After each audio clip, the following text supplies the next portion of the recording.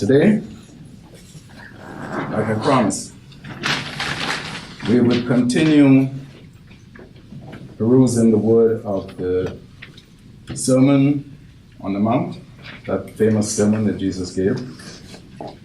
And we'll do a couple more verses today, starting in Matthew 5 and verse 20. In these verses, we'll notice that righteousness is stressed. Righteousness is the most important thing stressed in these few following verses. And righteousness, as we know, is a very solid base to build on. It's like a rock. There's a scripture which states that we must build on the rock, not on the sand. Whenever we do not build on the righteousness which is on the rock, which is the righteousness, we build on the sand. And we cannot have a very firm foundation there. We cannot expect such buildings to withstand the elements and keep standing for very long. The sand is soft. It gives easily. It sinks and it shifts when we walk on it. So it's not enough for a rigid and solid foundation. It's like the example our Lord gave about the wise and the foolish builders. The wise man built on the rock. He took the time to dig that hard rock and find a solid foundation. And when the storms and the winds came, it couldn't move that house. The house was very firmly anchored. But the foolish man, whether he didn't have the time or he just didn't want to take the time, he thought the sand was easy to dig, easy to stick something in there, and it just didn't move. When the storms came, down went the house. So righteousness is the rock. And the first thing we do when we have that righteousness is to be consistent. We can't be righteous today and do something else tomorrow, as though it didn't matter. We must be righteous and consistent every day. And we'll find that consistency is the strength of the rock.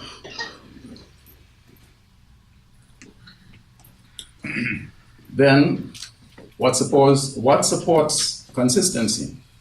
What supports consistency is prayers. So again, we go back to prayers. Prayers we must have, and if we want to be consistent and keep that strength and continue depending on the rock, who of course is Jesus Christ, then we must pray and ask God for his blessings. We got the last time up to Matthew 5 and verse 19. So today we go to verse 20. And Jesus is speaking to his disciples and he says, "For I say unto you, that except your righteousness shall exceed the righteousness of the scribes and the Pharisees, you shall in no case enter into the kingdom of heaven."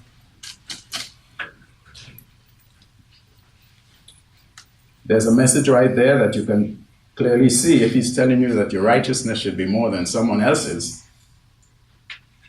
we know Jesus is he's not a respecter of persons. He doesn't like one more than the other.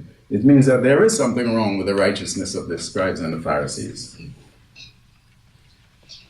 In 1 Peter,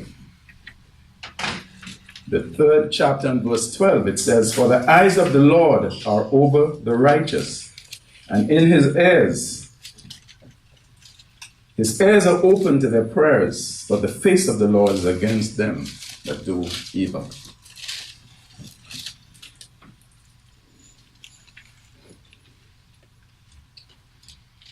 Now, Jesus called these Pharisees and these scribes a generation of vipers. That's pretty strong words. And our Lord is using it to one of the people that he created. Generation of vipers. We know how dangerous a viper is. When a viper bites you, unless immediate action is taken to remove that poison, you're dead in minutes. And this is how he talked about them. This is how he saw them. We remember that time when Paul was shipwrecked on one of the islands, and he was getting wood to put on the fire, and a viper bit him. And one of the people who thought he was something, they thought he was a special guy. Once they saw that happen, they said to themselves, no, he can't be, because he got bitten by a viper, he'll be dead in 2 minutes. But Paul shook that viper off because of his righteousness, because of his firm foundation in the Lord, and went on with what he was doing. They were waiting to see him drop, but it never happened. Then they said, oh no, he has to be a god. So these scribes and Pharisees, they laid heavy burdens on the people. And you know about all the laws that they wrote, which did not come from what God gave us. They made up their own laws. And they didn't follow the laws that they made up. They did their own thing and told the people that they should follow those laws. And Jesus said that they were hypocrites. Hypocrites. Now, the word hypocrites comes from a Greek word, which I won't try to pronounce, but it's spelled Hupokrites. And what's the meaning? It means actor. Today we have actors. They don't pretend to be anything else. I'm acting, I'm pretending, I'm playing this historical part, I'm doing a biography, whatever I'm doing, I'm acting. I'm not pretending. When I'm done acting, you're going to pay me for what I'm doing. But these guys they were pretending that this is the way I am. These laws that I tell you to follow, this is the way I am, and that's just not the way they were. So Jesus called them hypocrites, actors.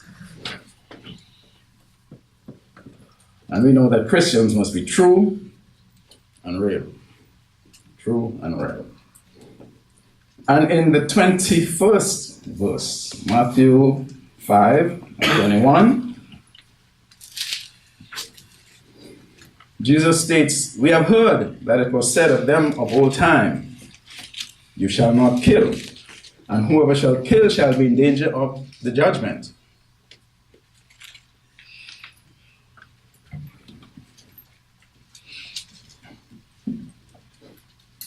But I say to you, that whosoever is angry with his brother without a cause shall be in danger of the judgment. And whosoever shall say to his brother, Raca, shall be in danger of the council. But whosoever shall say, thou fool, shall be in danger of hellfire. So Jesus, as usual, amplified it. They said Jesus came to do away with the law. And Jesus made it clear, I didn't come to do away with the law, I came to strengthen my Father's law. And here he's proving it. He's saying, you are saying that you have to kill a man before you're in danger of the judgment. But I am saying to you that all you have to do is to be angry with your brother without cause. And that's enough. A brother in this case refers to a fellow disciple. That's what a brother is between Christians. And this is one of God's people. Why would you be angry with one of God's people without proper cause? The word Raca, he says, if you say to your brother Raca, you shall be in danger of the council. The word Raca means foolish, useless, worthless, or empty-headed. What a terrible thing to call. What terrible things, terrible words to use to a brother that you are supposed to love and work with. Sometimes you're angry and it's okay because your anger is what we call righteous indignation. And that could be okay. But even that goes to a point. Your brother does something wrong, and you think it angers you, and you think it's your place to say something to him, to show him where he's wrong, and to help him to do better the next time. That's okay. But if you keep pushing it, and you won't let it rest, and you keep throwing it at him, throw it in his face, even that is wrong, even though you're right. Even though what you're blaming him for is correct, you're still going too far. So we have to be very careful how we judge others. And in Ephesians 4 and verse 29, it says, let no corrupt communication proceed out of your mouth, but that which is good to the use of edifying, that it may minister grace unto the hearers. And that's our job as Christians, to be always building up our families, our friends, the church. And I'm going to spend a little time on this with a few more scriptures that backs this up to show that all this shows the danger of the tongue, what we can say to people without thinking.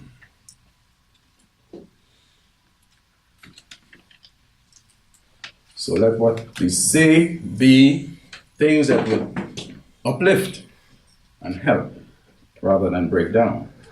James, the 3rd chapter and verse 8 says, but the tongue can no man tame. It is an unruly evil, full of deadly poison. And this is what God is saying about a part of the body that he made, through our Lord, of course. And he's telling us it is something we have to be careful with. And if he says it's full of deadly poison, that's what it is. So we have to be careful. When we talk, say the right thing, say it in the right way, and have the right feelings in our hearts.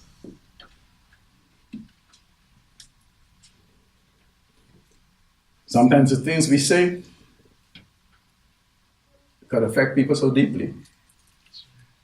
And it could go much further than just hurting a person's feelings, as we'll see in another scripture a little further on. In Matthew 12 and verse 36,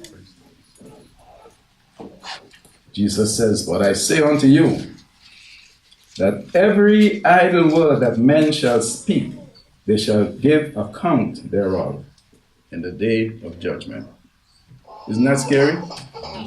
We talk, we say things, and we don't think sometimes. And it's not that one of us is guilty and the other is not. I guess we all do it from time to time. And sometimes I would say something and think later on, wow, I should not have said that. But you have to control yourself. You have to control your mind and your anger and everything else, so that you don't do these things.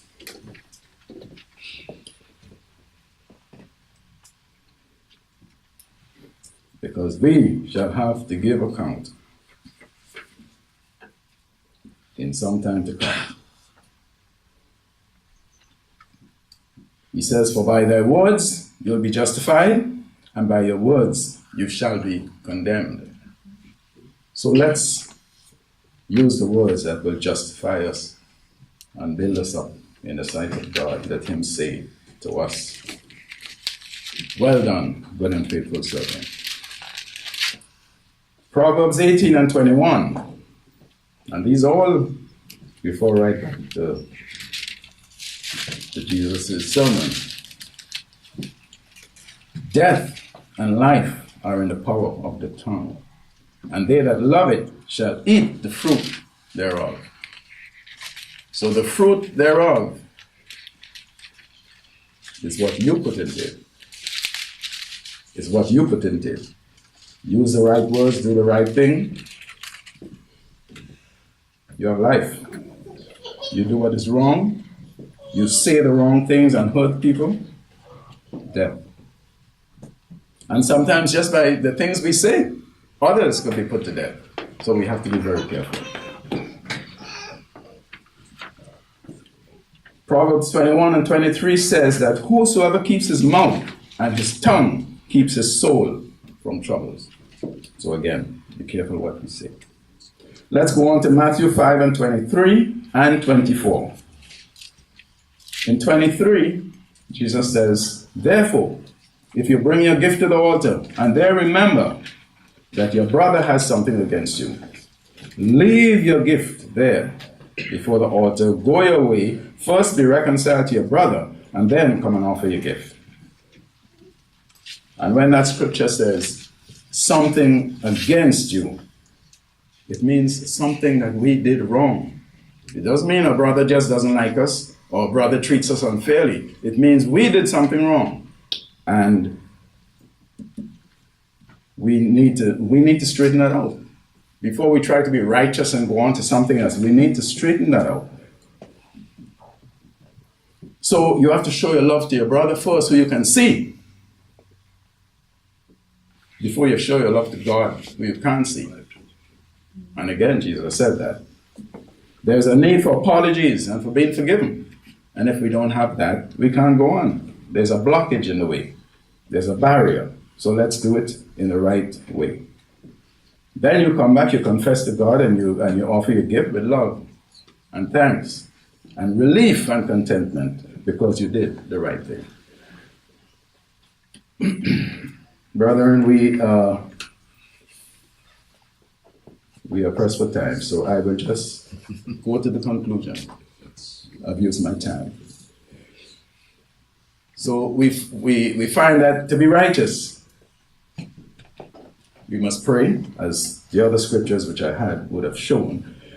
We must pray to God for wisdom and knowledge and build on the rock.